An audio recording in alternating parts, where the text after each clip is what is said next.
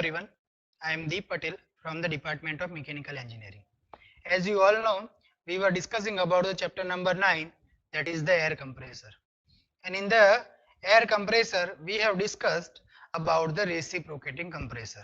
Okay, in this lecture, I am going to start the rotary compressors. Okay, so the rotary compressor may be classified mainly into the two types. First is the rotodynamic compressor. And in the rotodynamic compressor, there are two types of compressor. One is the centrifugal compressor and second is the axial flow compressor. And then we will discuss about the positive displacement compressor. In the positive displacement compressor, we will discuss about the Roots blower, vane type blower and the screw blower. Okay, let us start with the centrifugal compressor. Okay, so this is the typical diagram of the centrifugal compressor. In the centrifugal compression, you can see some part that in the center there is one component is called the impeller. Okay, after that above the impeller there is one diffuser, and above the diffuser there is a casing, and in the casing there is a one outlet. Okay, so you can see here there are main four components. Okay, one is the suction pipe at the center. Above the suction pipe there is an impeller, above the impeller there is a diffuser, and above the diffuser there is a casing. Okay, so let us understand the function of all the components one by one. So what happens when the impeller is rotated? Due to the rotation of impeller, the vacuum is generated and the air which is in the atmosphere is shocked because of this vacuum. So after that what happens? The atmospheric air will be come from the suction pipe to the impeller. Now this impeller will be rotated, and due to the rotation of this impeller, the air will be rotated so that the air will get centrifugal force from it. Okay, so the air will be moving outward due to the centrifugal force. After that what happens? The air will be enters into the diffuser. Now the diffuser plates are generated as the area will be gradually rise. Okay, now we know that if the area is gradually rise, then what happens? According to the continuity equation, we know that a1 v1 equals to a2 v2. So if the area is rise, then ultimately the velocity will be fall. And if the velocity is reduced, then from the Bernoulli's equation we can write that the pressure will gradually increase. Okay, so from the diffuser it will gain some pressure. Now then that air is comes into the casing. Now here you can see the area of casing is gradually increasing. Here you can see at the bottom the area of casing is very small. Then gradually the area of casing gradually rise, and at the outlet there is a maximum area. Okay, so again you can see it. If the area is gradually rise, then the velocity will gradually fall. And if the velocity is reduced, then according to the Bernoulli's equation, we can say that the pressure will be rise. So at the outlet, we can generate the very high pressure. Okay, so here you can see that with the help of centrifugal force, we can generate the high pressure. So we called it as a centrifugal compressor. Okay, so this is the simple working of the centrifugal compressor. So here the description is given that it consists of rotating element which is called impeller and volute casing or diffuser ring. Okay, now this type of compressor is continuous flow machine suitable for the large flow rate at the moderate pressure. The pressure ratio may be vary between the 4 to 6. Now we know that due to the rotation of the impeller, such a high speed is produced and the centrifugal force is produced. Now because of this centrifugal force, the air will gain some velocity, because we know the formula of centrifugal force is mr omega square. So ultimately it will gain some velocity, and with the high velocity it will enters into the diffuser.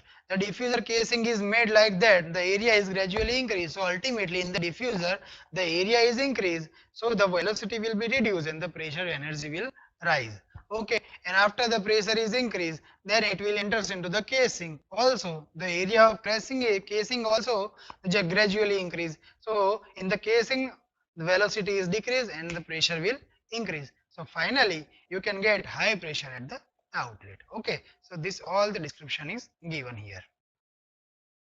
Now our next type of the rotodynamic compressor is the axial flow compressor. Here you can see the diagram. In the diagram you can understand that there is a one shaft. Okay, and above the shaft there are two types of blade is providing. Okay, first is the moving blade and second is the fixed blade. So alternatively, moving and fixed blade is providing. You can see from the figure that the first blade is moving blade, then second blade is the fixed blade, third blade is the moving blade, fourth blade is the fixed blade, fifth blade is the moving blade. So here you can see when the shaft is rotate, the moving blade will be rotate with the shaft. Okay, and the fixed blade is attached with the casing. So casing is fixed. Okay, outer casing which is denoted by the yellow color, you can see the outer casing is fixed. Okay, so with the casing there is a fixed blade, so the position of the fixed blade will not change. Okay, but the movable blade is attached with the shaft, so when the shaft is rotated, the blade will be rotated. Okay, so here you have to understand this from the diagram. Now second is the why it is called axial flow compressor, because in this air will be comes from the axis of the shaft. Okay, and it will pass and going outward with the axis of the shaft. Okay, so the air will becomes in the axial direction, so we have called it as a axial flow compressor. Okay, so this is what all about the components of the axial flow compressor.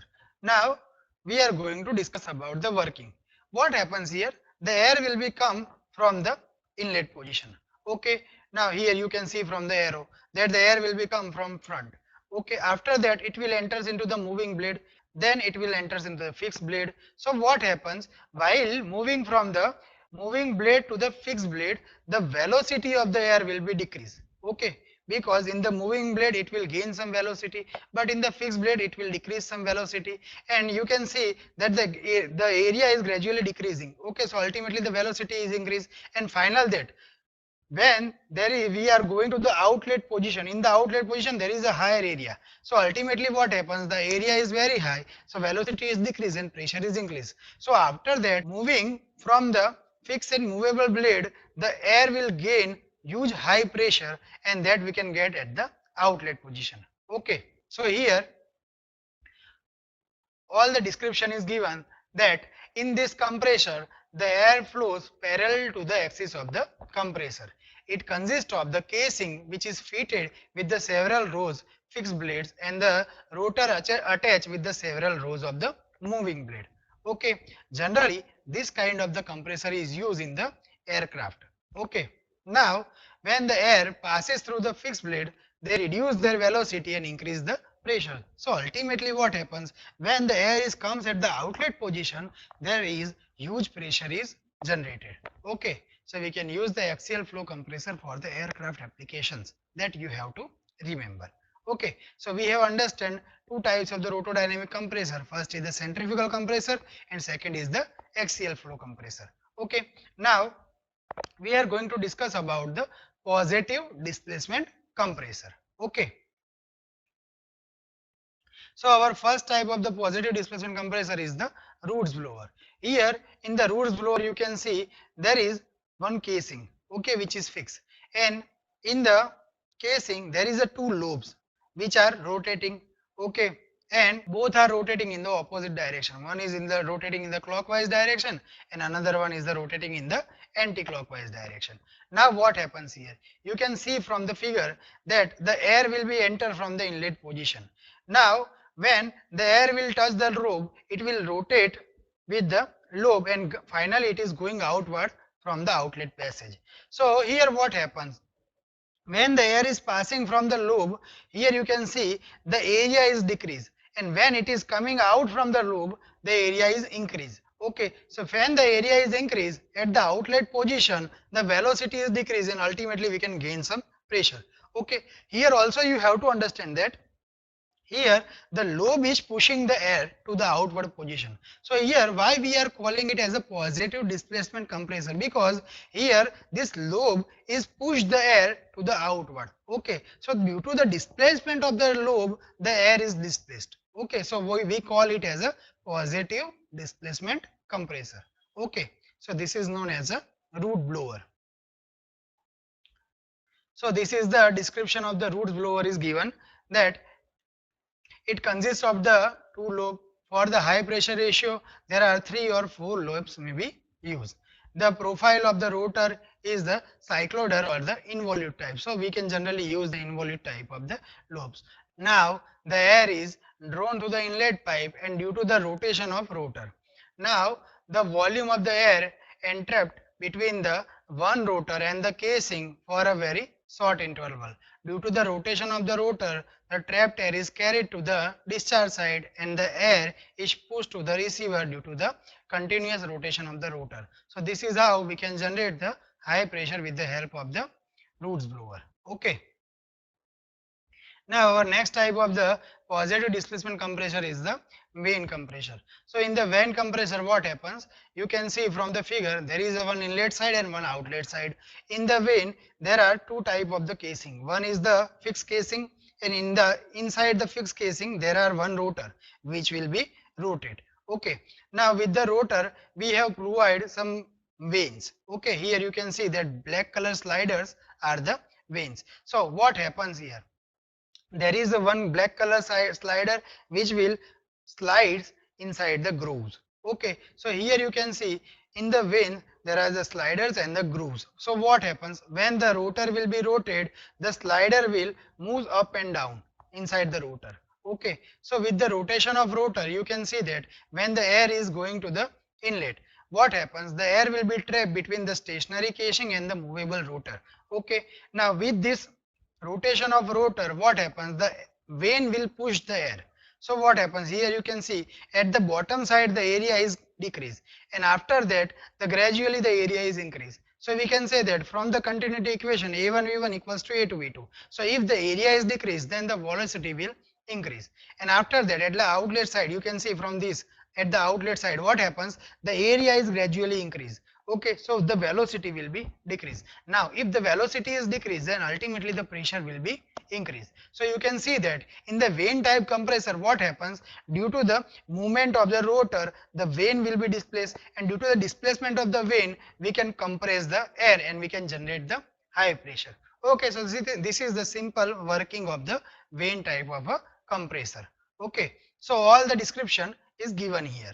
Okay, now our last topic is the difference between the reciprocating compressor and the rotodynamic compressor. Okay, so we will here discuss all the difference one by one.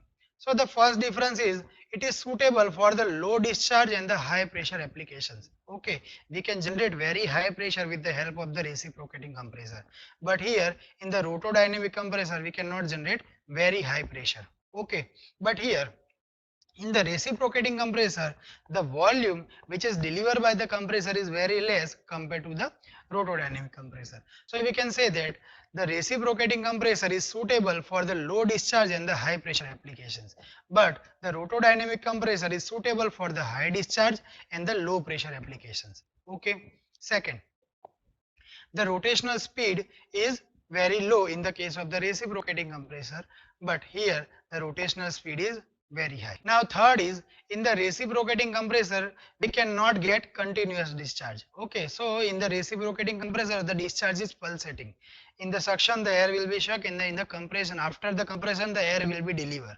So during the suction no air will be delivered. So we can say that here delivery is not continuous. Okay, so we can say that in the reciprocating compressor the discharge is pulsating, not continuous. But in the rotodynamic compression there is not any kind of the problem. So we can get the continuous discharge in the case of the rotodynamic compression. Okay, then here in the reciprocating compression it requires the complicated lubricating system. Okay, but here in the rotodynamic system we can use only simple lubrication system. Okay, now our next difference is this, if we compare for the same discharge two compressor, one is the reciprocating and another is the rotary, then for the same discharge the volume or the size of the reciprocating compressor is very high compared to the rotary compressor. Okay, so we can say that larger in size than the rotary compression for the same discharge, and here it is smaller in size than the reciprocating compressor for the same discharge. Okay, now next problem with the reciprocating compressor is that there is unbalancing. Okay, so the balancing is a major problem in the case of reciprocating compressor, and balancing is not a problem in the case of rotary dynamic compression, because here there are no any kind of reciprocating part. Okay, next, the maintenance cost is more in the case of reciprocating compressor. Here the maintenance cost is very less. Okay, so these are the some difference between the reciprocating compressor and the rotodynamic compressor. Okay, so in this lecture we have discussed main three topics. First, we have discussed about the rotodynamic compressors, and in the rotodynamic compressor we have discussed about the centrifugal compressor and the axial flow compressor.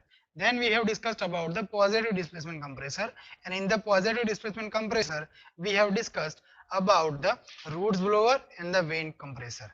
Then we have discussed about the reciprocating compressor and the rotodynamic compressor and difference between them. Okay, so this is what all about today's lecture. Thank you for today.